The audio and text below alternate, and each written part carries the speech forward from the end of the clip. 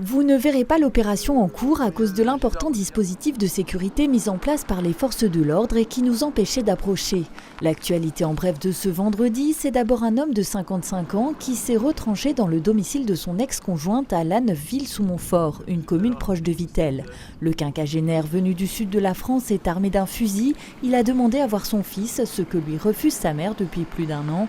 Selon une source proche du forcené, il souffrirait de problèmes d'alcool et aurait déjà été violent. La famille a été prévenue de son arrivée grâce aux caméras de vidéosurveillance de la maison. Des mesures d'éloignement ont par ailleurs été demandées il y a 6 mois par l'ex-conjointe.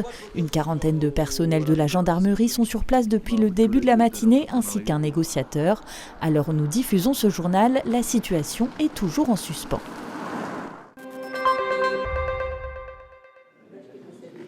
La carte ZAP fête ses 30 ans. Un anniversaire célébré ce jeudi soir au Conseil départemental des Vosges en présence de nombreux partenaires.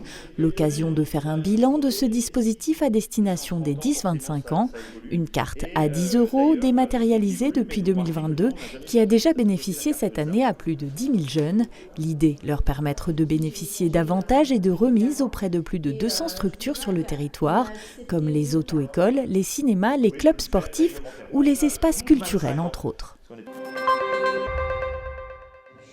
Pour ce parterre d'élus, rencontrer des acteurs de l'État afin de se rendre compte des possibilités d'accompagnement à leur disposition, faciliter la prise de contact ou la réalisation de certaines démarches.